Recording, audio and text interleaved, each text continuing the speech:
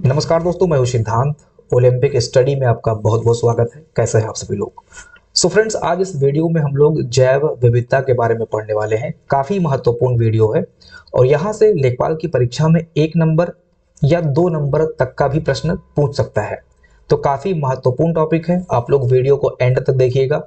जो भी छात्र लेखपाल की तैयारी करना चाहते हैं, आप सभी लोग एप्लीकेशन चेक कर सकते हैं। लिंक मैंने कमेंट बॉक्स में पिन कर रखा है, वहां से जाके आप एप्लीकेशन पर लेखपाल का समग्र अध्ययन कर सकते हैं। देखिए, बिना किसी देरी के आज का सेशन स्टार्ट करते हैं। पहले हम ये समझते हैं कि जैव विविधता कहते किसे हैं। तो जैव विविधता दोस्तों कुछ नहीं है, जैसे आप ये समझ लीजिए कि इन्वायरमेंट में जो विभिन्न प्रकार के जीव जंतु, पशु पक्षी, पेड़ पौधे या सूक्ष्म जीव पाए जाते हैं और इनकी जो विभिन्न किस्में होती हैं, प्रजातियां होती हैं, है ना। कई तरह की जो जैव विविधता होती है, कई तरह की प्रजातियां, कई तरह की किस्में जो पाई जाती हैं पेड़ पौधे पशु पक्षियों की, उसी को हम जैव विविधता कहते हैं। विविधता का मतलब होता है विभिन्न प्रकार के, जैव का मतलब होता है जीव, यानी कि इन्वायरमेंट में जो विभिन्न प्रकार के जीव जंतु, पशु पक्षी, पेड़ पौधे, सूक्ष्म जीव पाए जाते हैं, उसी को हम कह सकते हैं कि ये पर्यावरण की जैव विविधता है। ठीक है, यहाँ पर आप देख सकते हैं, यहाँ पर डेफिनेशन मैंने लिख रखा है। पृथ्वी पर पाए जाने वाले सभी जीव जंतु और उनके पर्यावरण के साथ मौजूद विविधता ही जैव विविधता कहलाती है। इसमें न केवल जीव की संख्या शामिल होती है, बल्कि उनकी प्रजातियां, आनुवांशिक भिन्नता और पारितंत्र भी शामिल होता है। पारितंत्र का मतलब जैसे आप समझ लीजिए कि जलीय पारितंत्र है, मरुस्थलीय पारितंत्र है, इसके बाद में आपका भूमि पारितंत्र हो गया, है ना। तो यहाँ पर इन पारितंत्रों में जो विभिन्न प्रकार के जीव जंतु, पेड़ पौधे, पशु पक्षी पाए जाते हैं, सूक्ष्म जीव पाए जाते हैं, उन्हीं विभिन्न प्रकार के जीव जंतुओं को हम लोग पर्यावरण की जैव विविधता कह सकते हैं। तो यहाँ पर आसान भाषा में मैंने डेफिनेशन लिख रखा है। प्रकृति में जीवों की जितनी तरह की किस्में और रूप पाए जाते हैं, उन्हीं को हम लोग जैव विविधता कहते हैं। इंग्लिश में इसको बायोडायवर्सिटी कहा दिया जाता है। ठीक है, उम्मीद है समझ गए होंगे। अब हम देखते हैं कि जैव विविधता के जो विभिन्न प्रकार के स्तर हैं, मेनली 3 स्तर होते हैं जैव विविधता में। तो ये 3 स्तर कौन कौन से होते हैं? तो पहला स्तर होता है दोस्तों आनुवांशिक विविधता, जेनेटिक डाइवर्सिटी। होता क्या है कि एक ही प्रकार के जो जीव होते हैं, उनके जीन में अंतर होने के कारण उनकी जो अगली प्रजाति होती है, वो कहलाती तो वही जीव है, लेकिन वो कुछ अलग प्रकार की होती है। जैसे कह सकते हैं, जैसे यहाँ पे आप देख लीजिए, एक कुत्ते का एग्जाम्पल दिया गया है। तो कुत्ता कुत्ता होता है, लेकिन जो उसकी विभिन्न प्रकार की नस्लें होती हैं, है ना। देसी कुत्ता हो गया, जर्मन शेफर्ड हो गए, और इसके बाद में जो कौन सा है जो बहुत खूंखार बोला जाता है, अरे छोटा सा होता है ना, बहुत उसको बोलते हैं, जो पालने में काफी रिस्क होता है जिसको। ठीक है, तो ऐसे बहुत प्रकार के कुत्तों की नस्लें होती हैं। ऐसे ही चावल, चावल की हजारों किस्में होती हैं। तो चावल तो चावल ही है, लेकिन उसकी किस्में अलग अलग है। कुत्ता कुत्ता ही है, लेकिन उसकी उसकी नस्लें अलग अलग है। तो इसी को बोलते हैं आनुवांशिक विभिन्नता, यानी कि जेनेटिक डायवर्सिटी। ठीक है, इससे क्या होता है, रोग प्रतिरोधक क्षमता बढ़ती है, पर्यावरणीय अनुकूलन होता है। जैसे कोई चावल है, अगर वो किसी पर्टिकुलर मौसम में सरवाइव नहीं कर पा रहा है, तो उसके जेनेटिक चेंज से ऐसा चावल बना दिया जाए जो उस मौसम में सरवाइव कर ले जाए। ठीक है, तो वही बोल रहा है कि पर्यावरण अनुकूलन की क्षमता बढ़ती है, रोग प्रतिरोधक क्षमता बढ़ती है, यानी कि उन्नत प्रकार के चावल की किस्में जेनेटिक के माध्यम से, जेनेटिक इंजीनियरिंग होता है, उसके माध्यम से बना दिया जाता है, जिससे उसमें रोग वगैरह कम लगे। ठीक है, तो ये होती है आनुवांशिक विविधता। इसके बाद में दोस्तों आता है प्रजातीय विविधता, यानी कि स्पेसीज डाइवर्सिटी। किसी क्षेत्र में पाई जाने वाली प्रजातियों की संख्या एवं प्रचुरता। जैसे उष्णकटिबंधीय वर्षा वन है, तो यहाँ पर उच्च प्रजातीय विविधता पाई जाएगी, यानी कि यहाँ पर कई तरह के जीव जंतु और उनकी प्रजातियां पाई जाएंगी उष्णकटिबंधीय वर्षा वनों में। और जो मरुस्थलीय क्षेत्र होता है, वहां पर कम से कम जो प्रजातियां होती हैं वो पाई जाती हैं। तो यहाँ पर न्यून विविधता होती है, उष्णकटिबंधीय में अधिक प्रजातीय विविधता होती है। तो ये हो गया प्रजातीय विविधता आपका। इसके बाद में जो तीसरी कैटेगरी है, इसको बोलते हैं पारितंत्र या पारिस्थितिकी विविधता। जैसे विभिन्न विभिन्न प्रकार के जो पारिस्थितिकी तंत्र होते हैं, जिनमें आपका वन पारितंत्र हो गया, घास भूमि पारितंत्र हो गया, आर्द्र भूमि पारितंत्र हो गया, समुद्री पारितंत्र हो गया। तो इन पारितंत्रों में भी कई प्रकार के जीव जंतु, पेड़ पौधे, उनकी किस्में, प्रजातियां पाई जाती हैं। तो इसको हम लोग कह देते हैं पारिस्थितिकी तंत्र विविधता। तो 3 तरह के स्तर आप देख रहे हैं यहाँ पर। बायोडाइवर्सिटी के 3 तरह के स्तर हैं। पहला आपका आनुवांशिक विविधता, दूसरा आपका प्रजातीय विविधता और तीसरा है आपका पारिस्थितिकी तंत्र विविधता। ठीक है, अब हम देखते हैं पारिस्थितिकी, ये जो बायोडायवर्सिटी है, बायोडायवर्सिटी को खतरे कहाँ कहाँ से हैं। खतरे दोस्तों तभी उत्पन्न होते हैं जब वहां के रहने वाले जीव जंतु को, जो स्थानीय जीव जंतु हैं, उनको मारा जाए, उनका आवास नष्ट कर दिया जाए, उनका शिकार किया जाए, या बाहर से कोई ऐसी प्रजाति आ रही है जो इनके लिए खतरा बन जाए। ठीक है, या जलवायु पारितंत्र हो गया, प्रदूषण हो गया, तो ये सारी चीजें क्या करती हैं, ये सारी चीजें जैव विविधता को खतरे में डाल देती हैं। जैसे आवास विनाश, जैसे हम लोग जब वनों को नष्ट करते हैं तो वनों में रहने वाले जो पेड़ पौधे, पशु पक्षी, छोटे जीव होते हैं, उनके आवास को हम नष्ट कर देते हैं, तो वो फिर क्या करते हैं, वो दूसरी जगह पे मूव कर जाते हैं। अब दूसरी जगह का हो सकता है कि माहौल उनको सूट ना करे, या फिर वहां पे कोई ऐसे जीव जंतु रहते हैं जो इनका शिकार कर ले, या जंगलों से भाग के शहरी क्षेत्रों में जीव जंतु मूव कर जाएं, तो वहां पे हम लोग इनका शिकार कर लेंगे, वहां से इनको भगा देंगे। तो आवास के विनाश होने से भी बायोडायवर्सिटी को खतरा होता है। इसके बाद में अवैध शिकार होता है, जैसे हाथी को मारते हैं लोग दांतों को पाने के लिए। ऐसे ही बहुत सारे जीव जंतु ऐसे होते हैं जिनका चमड़ा प्राप्त करने के लिए हम लोग उनका शिकार करते हैं। बहुत जीव जंतुओं का मांस प्राप्त करने के लिए हम लोग उनका शिकार करते हैं। तो अवैध शिकार, एक तरह से जिन पे जो वैध नहीं है, जिन पे रोक लगा हुआ है, उनका भी शिकार करते हैं, तो ऐसे जीव जंतु खतरे में आ जाते हैं। इसके बाद में आपका आता है विदेशी आक्रामक प्रजातियां।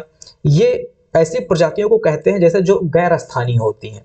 बहुत सारे पेड़ पौधे या जीव जंतु ऐसे होते हैं जो स्थानीय होते हैं, जो पर्टिकुलर उस स्थान पर रहते हैं, लेकिन होता क्या है, कभी कभी बाहर से कुछ प्रजातियां ऐसी आ जाती हैं जो स्थानीय प्रजातियों के लिए खतरा बन जाती हैं। जैसे अगर हम बात करें, यहां से प्रश्न बनता भी है, कुछ चीजें आप लिख लीजिए। अगर हम बात करें पौधों की प्रजातियां जो विदेशी प्रजाति होती है, प्रश्न आपसे एग्जाम में पूछ सकता है कि निम्नलिखित में से कौन सा पौधा विदेशी प्रजाति का है। तो यहाँ पर 2-3 पौधों का नाम मैं बता रहा हूं, उसको आप लोग लिख लीजिए। पहला है आपका लैंटाना, ये सबसे महत्वपूर्ण है। लैंटाना पौधा बाहर का है, विदेशी प्रजाति है। ठीक है, और ये जो स्थानीय पौधे होते हैं उनको विस्थापित कर देती हैं। इसके बाद में पार्थेनियम, पार्थेनियम प्रजाति, या इसको बोलते हैं कांग्रेस घास। ठीक है, कांग्रेस घास इसको बोल देते हैं। ये भी आपका दोस्तों विदेशी प्रजाति है। इसके बाद में जलकुंभी भी लिख लीजिए। अच्छा, एक बात और है, कई विदेशी प्रजाति, देखिए विदेशी प्रजाति का मतलब ये नहीं होता है कि अगर विदेशी प्रजाति आ गई तो जो स्थानीय पेड़ पौधे हैं वो नष्ट ही हो जाएंगे, कोई जरूरी नहीं है। पर्टिकुलर किसी स्थान पर, किसी स्थान पर ये नुकसान कर सकती हैं। ठीक है, जैसे लैंटाना है और यहाँ पर समझ लीजिए कोई पेड़ पौधा उगा हुआ है, तो लैंटाना की प्रजाति अगर यहाँ पे उगने लगी, तो इसका मतलब ये नहीं कि यहाँ पे हो सकता है कि ये सब नष्ट ही हो जाए, कोई जरूरी नहीं है। हो सकता है कि यहाँ नष्ट ना हो, लेकिन दूसरी जगह पर अगर लैंटाना उत्पन्न हो रहा है तो वहां के पेड़ पौधे, अन्य पेड़ पौधे नष्ट हो जाएं। ठीक है, ऐसा भी होता है। जैसे आपका लिप्टिस का पेड़ है, लिप्टिस मूलतः अगर देखा जाए तो ये ऑस्ट्रेलियाई पौधा है, ये ऑस्ट्रेलिया में पाया जाता है मेनली। तो यहाँ पर ये भी एक तरह से विदेशी प्रजाति है, लेकिन कोई जरूरी नहीं कि लिप्टिस जहां लगाया जाए वहां पे नुकसान ही कर दे, लेकिन कई कई जगह पर लिप्टिस नुकसान करता है। इसकी जो जड़ें होती हैं ये बहुत अंदर तक जाती हैं, और वहां के जो पोषक तत्व होते हैं, नाइट्रोजन हो गया या नाइट्रोजन हो गया, या अन्य पोषक तत्व जो पौधों के ग्रोथ में या उनके फल फूलने में हेल्प करते हैं, उनको ये सोख लेता है, और पानी को भी ये सोखता है ठीक ठाक। ठीक है, तो आसपास के जो पेड़ पौधे होते हैं या किसी फसल अगर उगी है तो वहां पर उनको कहीं ना कहीं नुकसान होता है या उपज कम हो जाती है, और कहीं कहीं ऐसा नहीं होता है। तो लिप्टिस भी क्या है, एक विदेशी पौधा होता है। इसके अलावा दोस्तों एक और है प्रोसोपिस, प्रोसोपिस जूलीफ्लोरा, जूलीफ्लोरा। तो ये पौधों की कुछ प्रजातियां हैं जो एग्जाम में प्रश्न बन सकता है कि निम्नलिखित में से कौन सा विदेशी प्रजाति का पौधा है या नहीं है। इसी तरह से जीव जंतुओं की भी बात करते हैं, तो यहाँ पर कुछ प्रमुख जीव जंतु का मैं नाम लिख दे रहा हूं, उसको भी आप लोग नोट कर लीजिए। जैसे कैटफिश, अफ्रीकी कैटफिश, तो यहाँ पे नाम ही जुड़ गया है अफ्रीकी, और ये हो गया कैटफिश। अब ये फिश जब आती है पर्टिकुलर किसी नदी में या समुद्र में बह के, तो वहां की जो स्थानीय मछलियां होती हैं उनको नुकसान करता है ये। इसके बाद में तिलापिया, तिलापिया लिख लीजिए। इसके बाद में golden apple snail, golden apple snail, ये क्या करता है, ये धान के फसलों को नुकसान पहुंचाता है, ठीक है। और इसके बाद में ब्राउन ट्री स्नेक एक करके होता है, जो कि पक्षियों का एक प्रजाति होता है और पक्षियों का ये लोप कर देता है, तो उतना महत्वपूर्ण नहीं है। तो ये 3 जीवों को आप लोग याद रख लीजिए, एक है अफ्रीकी कैटफिश, दूसरा है तिलापिया और तीसरा है गोल्डन एप्पल स्नेल, जो कि ये काफी महत्वपूर्ण है, मोस्ट इंपॉर्टेंट है ये गोल्डन एप्पल स्नेल। ये विदेशी प्रजाति है, ठीक है, धान के पौधों को नुकसान पहुंचाती है। तो यहाँ पर जो विदेशी प्रजातियां होती हैं या जीव होते हैं, वो स्थानीय जो जीव या पौधे होते हैं उनको नुकसान पहुंचाते हैं। इस तरह से भी बायोडायवर्सिटी को खतरा उत्पन्न होता है। इसके बाद में जलवायु परिवर्तन भी इसके लिए जिम्मेदार है और प्रदूषण, जो कि मानव जनित होता है मेनली, वो इसके लिए जिम्मेदार है, ठीक है। इसके बाद में इसी पे आधारित एक हिप्पो मॉडल भी आया है, तो प्रश्न एग्जाम में पूछ सकता है कि हिप्पो मॉडल क्या होता है। तो हिप्पो मॉडल दोस्तों आप यहाँ पे देख सकते हैं, जैव विविधता को होने वाले 5 प्रमुख मानव जनित खतरों को समझाने का एक सरल ढांचा है। तो मानव जनित जो खतरे हैं, जो कि 5 होते हैं मेनली, उन्हीं को समझाने के लिए यहाँ पर एक हिप्पो मॉडल पेश किया है, जो बायोडायवर्सिटी हो उसके खतरे को ये सूचित करता है। तो हिप्पो में जो फुल फॉर्म आया है उसको आप सभी लोग देख लीजिए। यहाँ पर पहला है, आप देख सकते हैं, हैबिटेट लॉस। हैबिटेट लॉस का मतलब है आवास का विनाश। जैसे वन की कटाई हो गया, कृषि विस्तार हो गया, शहरीकरण हो गया। अब ये सब क्या है, ये सब मानव जनित है। बांध बनाना हो गया, सड़क परियोजनाएं होती हैं, तो इससे क्या होता है, वहां के जो स्थानीय जीव होते हैं उनका जो है आवास नष्ट होता है, इस तरह से वो खतरे में आ जाते हैं। तो हिप्पो मॉडल आप सभी लोग अच्छे से समझ लें। मेनली ये 5 प्रमुख मानव जनित खतरों को समझाने का एक सरल ढांचा है हिप्पो मॉडल। इसमें H का जो फुल फॉर्म है ये है हैबिटेट लॉस। इसके बाद में आता है इन्वेजिव स्पीसीज। इन्वेजिव स्पीसीज जो मैंने अभी आपको समझाया, जो विदेशी आक्रामक प्रजातियां होती हैं उन्हीं को बोलते हैं इन्वेजिव स्पीसीज, ठीक है। इसमें क्या होता है, जैसे हम लोग बाहर से पेड़ पौधों को लाते हैं और यहाँ पे बिठा दिए, तो वो जो स्थानीय पेड़ पौधे होते हैं उनको नुकसान करते हैं। हम लोग बहुत सारे प्रैक्टिकल करते रहते हैं ना उपज बढ़ाने के लिए, तो कहीं कहीं ये जो स्थानीय जीव जंतु या पेड़ पौधे होते हैं उनको कभी कभी नुकसान पहुंचा जाते हैं। इसके बाद में पॉल्यूशन, जो कि ह्यूमन के द्वारा फैलाया गया है। पॉपुलेशन प्रेशर, जो जनसंख्या बढ़ रही है। इसके बाद में आपका जो है ओवर एक्सप्लॉयटेशन, इसका मतलब होता है अत्यधिक दोहन, ज्यादा शिकार कर लेना, वन्य जीव का व्यापार करना, ठीक है, या अधिक मछली पालन, मत्स्य पालन, जो मछली मारते हैं सभी लोग। तो ये क्या है, ये हिप्पो मॉडल है जो कि मानव जनित है और ये बायोडायवर्सिटी के खतरे को सूचित करता है, ठीक है। समझ गए आप लोग। तो ये सारी चीजें आप लोग समझते चल रहे होंगे, उम्मीद करता हूं, ठीक है। अब हम आगे बढ़ते हैं, जो कि मोस्ट इंपॉर्टेंट टॉपिक है। एक एक लाइन आप लोग अच्छे से पढ़िएगा, समझिएगा, याद करिएगा। देखिए, जैव विविधता hot spot, biodiversity hot spot किसे कहते हैं ये समझ लेते हैं। तो जैव विविधता हॉट स्पॉट ऐसे भौगोलिक क्षेत्र होते हैं जहां पर बहुत ज्यादा बायोडायवर्सिटी पाई जाती है। समझ लीजिए, कोई क्षेत्र है जहां पर हजारों की संख्या में स्पीसीज, किस्में, ठीक है, पेड़ पौधे, पशु पक्षी, सूक्ष्म जीव पाए जाते हैं हजारों की संख्या में, तो उन्हीं को बोलते हैं बायोडायवर्सिव क्षेत्र।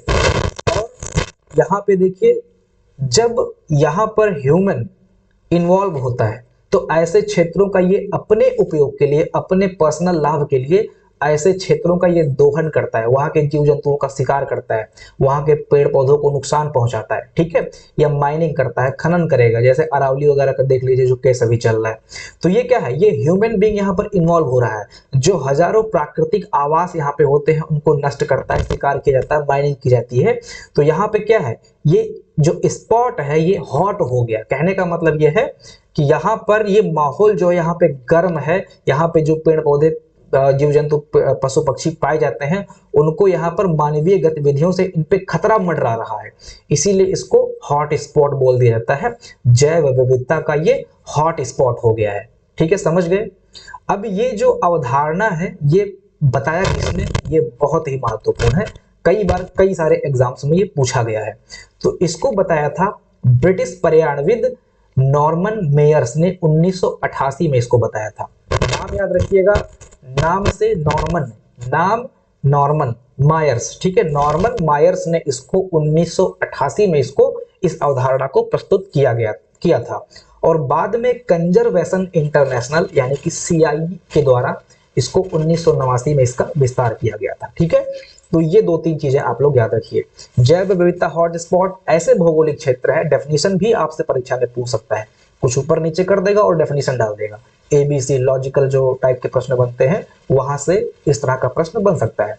तो यहाँ पर उच्च जैव विविधता, जैसे A वाले में दे देगा ऑप्शन जहां पर उच्च जैव विविधता पाई जाती है, B वाले ऑप्शन में दे देगा मानवीय गतिविधियों से गंभीर खतरे उत्पन्न होते हैं, C में कुछ और लिख देगा। तो यहाँ पर पूछेगा इनमें से कौन सा सही है, तो आपका A और B सही हो जाएगा। इस तरह से आप इसको वहां पर मार्क करेंगे। ठीक है, तो नॉर्मन मेयर्स ने 1988 में जैव विविधता हॉटस्पॉट का कॉन्सेप्ट पेश किया था।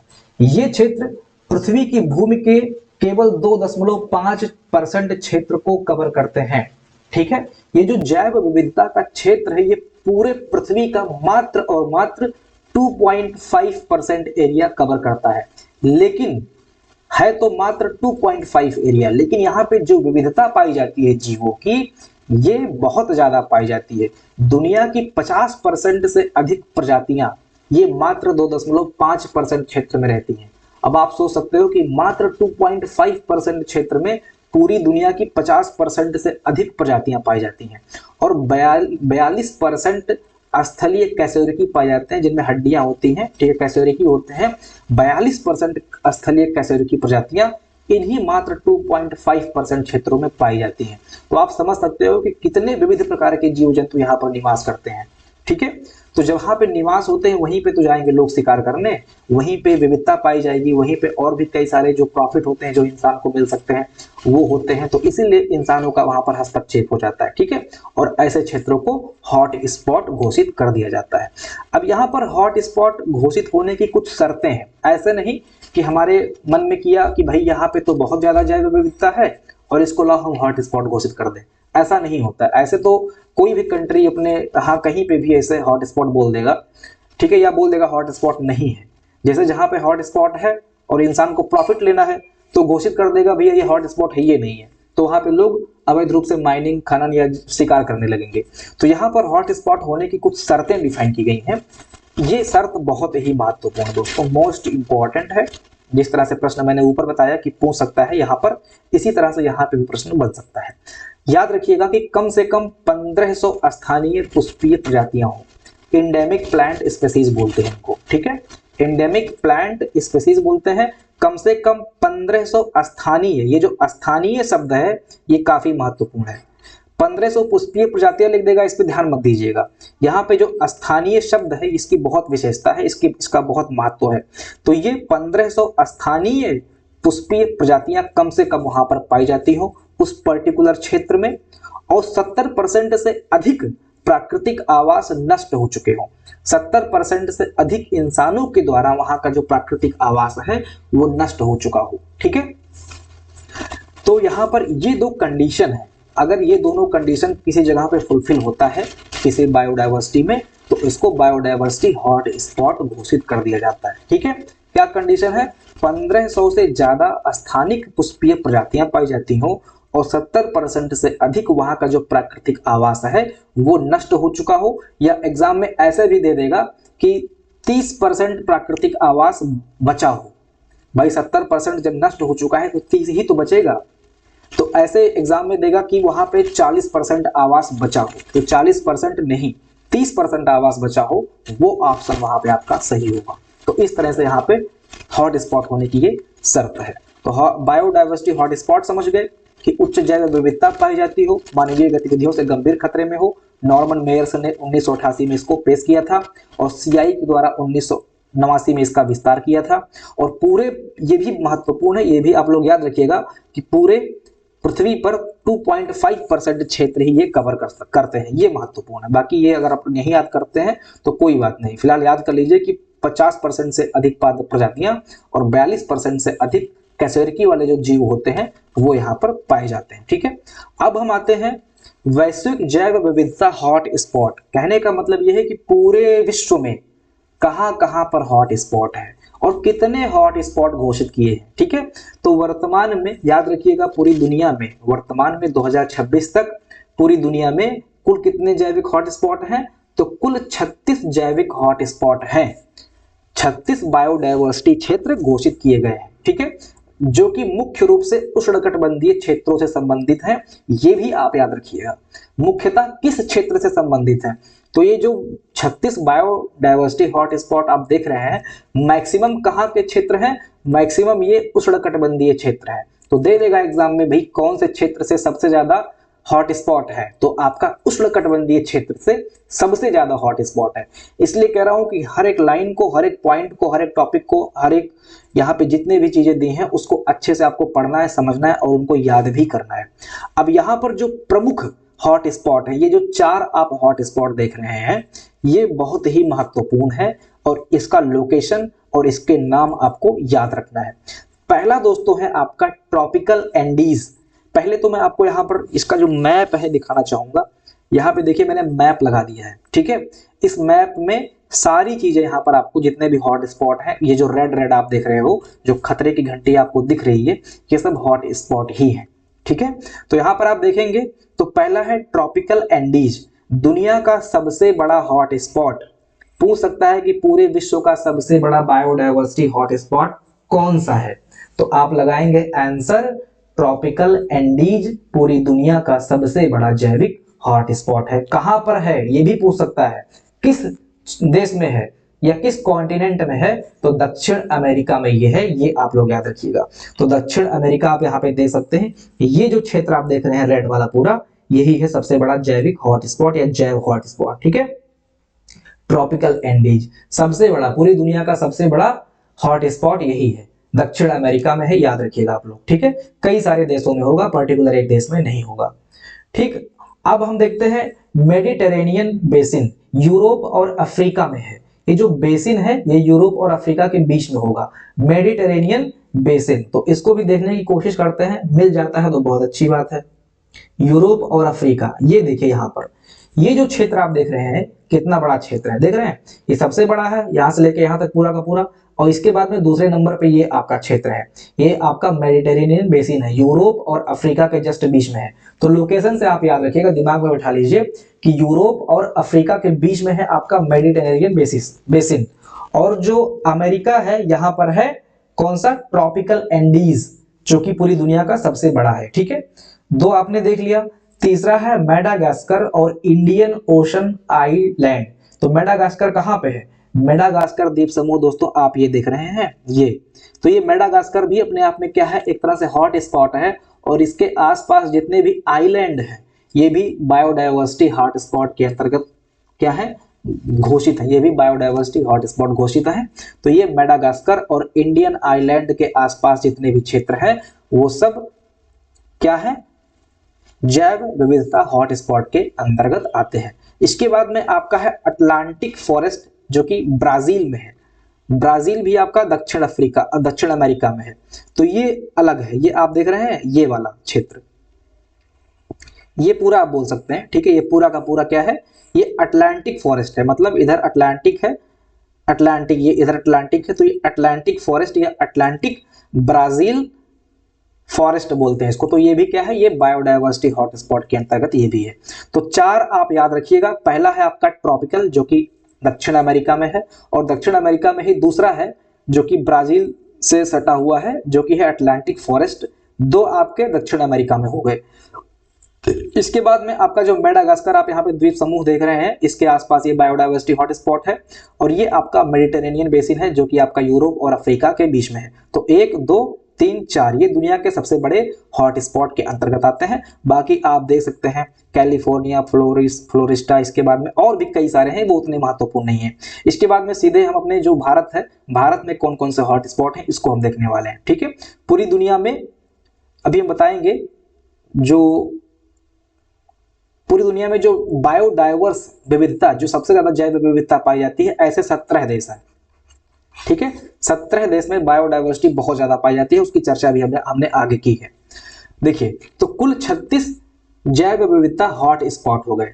हॉट स्पॉट का मतलब जहां पे मानवीय खतरा है, ये आप याद रखिएगा। और बायोडायवर्सिटी क्षेत्र का मतलब होता है जहां पे विभिन्न प्रकार के जीव जंतु पाए जाते हैं, लेकिन कोई जरूरी नहीं कि वहां पे मानवीय खतरा है या कोई अन्य प्रकार का खतरा है, ठीक है। तो भी इसकी चर्चा हम लोग आगे करने वाले हैं। इसके बाद में देखिए भारत में जैव विविधता हॉट स्पॉट। भारत में दुनिया के 36 हॉट स्पॉट में 4 का हिस्सा है, ठीक है। ये जो आप यहाँ पे देख रहे हैं कुल 36 हॉट स्पॉट, इनमें जो 4 है छोटे छोटे हॉट स्पॉट, ये तो बड़े बड़े हो गए, लेकिन भारत में भी आप यहाँ पे देख रहे होंगे श्रीलंका के आसपास, या जो आपका वेस्टर्न रीजन है, यहाँ पे आपका सुंदरबन का डेल्टा, कुछ जो ये हिमालयी क्षेत्र आप देख रहे हैं रेड रेड, ठीक है। तो ये क्या है, ये सब भारत के हॉट स्पॉट है। अभी हम इसको अलग से मैप में देखने वाले हैं। तो पहले मैं आपको मैप दिखा देता हूं, आप लोग यहाँ पे समझ लीजिए। बायोडायवर्सिटी हॉटस्पॉट जो कि इंडिया से रिलेटेड है। तो पहला है आपका दोस्तों हिमालयन बायोडायवर्सिटी हॉटस्पॉट। तो ये जो आप देख रहे हैं डार्क ब्लू, तो यहाँ पर आप देख सकते हैं ये हिमालयन बायोडायवर्सिटी हॉटस्पॉट है। आप देख सकते हैं ये पतला पतला लाइन गया है ऐसे ऐसे करके, ये पूरा का पूरा इधर पूरा जो अपना पूर्वी भारत, पूर्वोत्तर भारत आ गया है, ठीक है।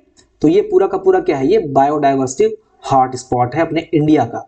इसके बाद में इंडो बर्मा, ये बर्मा में भी पाया जाता है। तो यहाँ पर इंडो बर्मा, ये जो आप स्काई कलर देख रहे हैं, तो ये इंडो बर्मा से रिलेटेड है, इंडिया और बर्मा में पाया जाता है, तो ये आपका इंडो बर्मा हो गया। इसके बाद में सुंडा लैंड, ये सुंडा लैंड आपका जो है हॉट स्पॉट है। एक चीज आप लोग और ध्यान रखिएगा, देखिए पहले तो वेस्टर्न हॉट स्पॉट आप लोग समझ लीजिए। Western hot spot yellow colour में शो किया गया है, यहाँ से शुरू होता है आपका गुजरात से नीचे शुरू होता है, महाराष्ट्र से लेके पूरा का पूरा यहाँ पूरा कवर किया है, जितने भी तटीय क्षेत्र हैं पूरा का पूरा यहाँ तक कवर किया गया है, ठीक है, केरला तक। इसके बाद में आपका है सुंडा लैंड। तो कई जगह पे जब मैं रिसर्च कर रहा था तो मैं इसको सुंदर लैंड या सुंदरबन जो डेल्टा है अपना उसको समझ रहा था, लेकिन ये सुंडा लैंड है, ठीक है। क्या लिखा है, सुंडा लैंड। तो यहाँ पे आप देख लीजिए इसका जो अब यहाँ पे हिंदी में इसका सुंदरलैंड लेके आ रहा है, लेकिन इसको सुंडा लैंड ही पढ़ेंगे इंग्लिश में। निकोबार द्वीप समूह भारत का हिस्सा और इंडोनेशिया के आसपास है। तो इंडोनेशिया और निकोबार द्वीप समूह के आसपास है ये जो क्षेत्र है आपका, ये वाला, ठीक है। यहाँ पर ये क्षेत्र है आपका सुंडा लैंड, ठीक है। तो इस तरह से आप देख सकते हैं ये पूरा का पूरा इंडिया का बायोडायवर्सिटी हॉट स्पॉट है। अब हम लोग इसके बारे में देख लेते हैं, महत्वपूर्ण प्रश्न यहां से बन सकता है। देखिए जो 4 पहले तो आप लोग याद रखिए कि पूरे 36 में से, पूरी दुनिया में जितने 36 हॉट स्पॉट हैं उनमें 4 अपने इंडिया से आता है, जो कि है पूर्वी हिमालयन। नाम आप लोग याद रखिएगा कौन सा है, पूर्वी हिमालयन। इसके बाद में आपका जो है पूर्वी हिमालयन, पश्चिमी घाट, इसके बाद में सुंडालैंड, मैंने आपको बताया नीचे इंडोनेशिया से रिलेटेड है, इंडोनेशिया से सटा हुआ है, और इसके बाद में ये आपका इंडो बर्मा। तो ये 4 हॉट स्पॉट है, मैप के माध्यम से भी मैंने आपको दिखा दिया है ताकि आपको याद रहे। अब हम पढ़ते हैं पूर्वी हिमालयन के बारे में। ईस्टर्न हिमालयास, अरुणाचल प्रदेश, सिक्किम, असम, पश्चिम बंगाल के भाग इसमें शामिल होते हैं। इसके बाद में यहाँ पर 10,000 से अधिक पादप प्रजातियां पाई जाती हैं। बोला गया था कि 1500 से अधिक स्थानीय पादप प्रजातियां तो वहां पे बहुत सारी होंगी, लेकिन वहां की जो स्थानीय प्रजातियां हैं वो 1500 से अधिक होनी चाहिए। तो यहाँ पर आप देख सकते हैं 3160 स्थानिक प्रजातियां हैं। और यहाँ पर जो प्रमुख जीव जंतु पाए जाते हैं इनमें है आपका red panda, snow leopard, golden langur, ठीक है। यहाँ पे क्या खतरा है इंसानों के द्वारा, तो यहाँ पर अवैध शिकार होता है, जलवायु परिवर्तन होता है और वनों की कटाई होती है। जलवायु परिवर्तन में जो ग्लेशियर वगैरह होते हैं वो पिघलते हैं, स्खलन होता है, हिमस्खलन होता है, तो यहाँ पर इससे ये नुकसान होता है। बाकी अवैध शिकार भी होता है, वनों की कटाई भी हो रही है, ठीक है। जो वहाँ पे देवदार वगैरह पाए जाते हैं, बड़े बड़े लंबे लंबे वृक्ष पाए जाते हैं, तो उनको काटा भी जाता है, ठीक है। तो ये यहाँ पर आप देख सकते हैं पूर्वी हिमालय की बात हमने कर ली। इसके बाद में आपका आता है पश्चिमी घाट। तो ये महाराष्ट्र से लेकर श्रीलंका तक का पूरा जो तटीय क्षेत्र है ये पूरा का पूरा कवर करता है पश्चिमी घाट। यहाँ पर जो स्थानीय पेड़ पौधे हैं वो कितने हैं, 1814 स्थानिक पेड़ पौधे हैं, और टोटल यहाँ पर लगभग 1402 पादप प्रजातियां पाई जाती हैं। अगर हम बात करें प्रमुख जीव जंतुओं की, तो यहाँ पर लॉयन टेल्ड मकाक, नीलगिरी तहर, और यहाँ पर क्या है, यहाँ पर खतरा, बांध निर्माण और कृषि विस्तार है। तो यहाँ पे जो खतरा है ये मेनली कौन कौन सा खतरा है, यहाँ पे खनन होता है, बांधों का निर्माण हो रहा है और कृषि विस्तार यहाँ पे हो रहा है, ठीक है। तो ये पश्चिमी घाट हो गया। इसके बाद में इंडो बर्मा, यहाँ पर ये पूर्वोत्तर भारत में है, जो कि मणिपुर, मिजोरम, नागालैंड, म्यांमार आदि में फैला हुआ है, और यहाँ पर 7000 स्थानीय प्रजातियां हैं पेड़ पौधों की। इसके बाद में जो प्रमुख प्रजातियां हैं यहाँ पर सुमात्रन गैंडा, इसके बाद में लेपर्ड, क्लाउडेड लेपर्ड यहाँ पर पाया जाता है। और यहाँ पर इनका वनों का कटाव और यहाँ पर इनका अवैध व्यापार होता है, इनको अवैध तरीके से खरीदा बेचा जाता है। तो यहाँ पर ये आपका इंडो वर्मा हो गया। इसके बाद में आपका सुंडालैंड है जो कि निकोबार द्वीप समूह और इंडोनेशिया आदि में पाया जाता है। तो ये स्थान आप लोग याद रखिएगा, भूलिएगा नहीं, ठीक है, नहीं तो पता चला पश्चिम बंगाल दे दे और कंफ्यूज करने के लिए आप उसको मार्क करके चले आए। तो निकोबार द्वीप समूह और इंडोनेशिया के हिस्से में ये सुंडालैंड आता है, सुंदरलैंड इसको बोल दिया जाता है हिंदी में। इसके बाद में उच्च स्थानिक वाली प्रजातियां जैसे निकोबार मेगापोड, ये भी नाम याद रखिएगा, ठीक है, निकोबार मेगापोड। खतरे यहाँ पर क्या है, यहाँ पे जो ताड़ के पेड़ होते हैं, ताड़ के तेल का बागान होता है और यहाँ पर प्रदूषण होता है, ठीक है, इस तरह से कुछ यहाँ पे खतरे पाए जाते हैं, ठीक है। भारत इन हॉट स्पॉट के कारण दुनिया के 17 मेगा डाइवर्स क्षेत्रों में शामिल है। तो जो 4 हॉट स्पॉट हैं, इनके कारण दुनिया के जो 17 मेगा डाइवर्स देश है, ये देश आप याद रखिएगा, 17 के 17 देश आपको याद होने चाहिए। और इनको याद करने के लिए मैंने आपको यहाँ पर मैं बताने की कोशिश करता हूँ, महाद्वीप के अनुसार मैंने इसको यहाँ पर दे दिया है। ये देश आप लोग याद रखिएगा, एग्जाम में प्रश्न बन सकता है कि निम्नलिखित में से कौन सा देश मेगा बायोडाइवर्सिटी है या नहीं है, तो वहां पर आप लोग मार्क कीजिएगा। एशिया में आपके भारत, चीन, इंडोनेशिया, तो इंडोनेशिया और भारत तो हो ही गया है, ठीक है। भारत, चीन, इंडोनेशिया, मलेशिया, फिलीपींस ये हो गए। अफ्रीका में दक्षिण अफ्रीका, मेडागास्कर, कांगो लोकतांत्रिक गणराज्य ये हो गया। उत्तर अमेरिका में संयुक्त राज्य अमेरिका है, मैक्सिको है। दक्षिण अमेरिका में ब्राजील, कोलंबिया, इक्वाडोर, पेरू और वेनेजुएला। इसके बाद में ओशिनिया में ऑस्ट्रेलिया और पापुआ न्यू गिनी। तो ये 17 के 17 देश आपके नॉलेज में होना चाहिए। एग्जाम में अगर प्रश्न बनता है, थोड़ा सा कठिन स्तर का प्रश्न घुमा देगा तो यहाँ से प्रश्न पूछ लेगा और बहुत सारे लोग जो है नहीं कर पाएंगे। तो मैं उम्मीद करता हूँ इसको आप लोग अच्छे से पढ़ेंगे। टेस्ट में भी यहाँ से मैं प्रश्न आपको दे दूंगा ताकि आपको याद रहे, ठीक है। तो उम्मीद करता हूँ इतना टॉपिक आपका क्लियर हो चुका है। कुछ छोटा है क्या यहाँ से? आई थिंक नहीं, ठीक है, सारी चीजें कवर हो चुकी हैं। इनका जो महत्व है इसको आप लोग देख लीजिए। जैव विविधता संरक्षण, ये क्षेत्र स्थानीय प्रजातियों के लिए अंतिम आश्रय है जो दवाओं, कृषि और पारिस्थितिक सेवाओं में जो है सेवा प्रदान करते हैं। इसके बाद में आपका आर्थिक पर्यटन यहाँ पे भी होता है, मत्स्य पालन होता है, वनों की उत्पाद से राजस्व निकलता है। ये महत्व की बात हो रही है। जो बायोडाइवर्सिटी क्षेत्र होते हैं ये उनके महत्व की बात हो रही है। कार्बन सिंक के रूप में काम करते हैं। जलवायु परिवर्तन जो हो रहा है उसमें काफी हेल्प करते हैं, जलवायु परिवर्तन को कम करने में हेल्प करते हैं। और स्थानीय सामुदायिक का जो सांस्कृतिक विरासत है ये इन क्षेत्रों से जुड़ा हुआ है, ठीक है। तो ये हो गया आपका। अच्छा, ये जो 17 मेगा डाइवर्स क्षेत्र है, देश हैं, ये देश पृथ्वी के केवल 10% क्षेत्र को घेरते हैं, लेकिन दुनिया की 70% जैव विविधता यहाँ पर पाई जाती है। तो ये उतना इंपॉर्टेंट लाइन नहीं है, बस आपको ये देश याद रखना है, ठीक है। ये देश आपके नॉलेज में होना चाहिए, याद होना चाहिए आपको। इसके बाद में हम आते हैं कि जैव विविधता संरक्षण के प्रकार। जो जैव विविधता संरक्षण होता है, जो बायोडाइवर्सिटी का हम लोग संरक्षण करेंगे, इसको मेनली 2 टाइप से डिवाइड किया है। 2 टाइप से बायोडाइवर्सिटी का संरक्षण यहाँ पे डिवाइड किया गया है।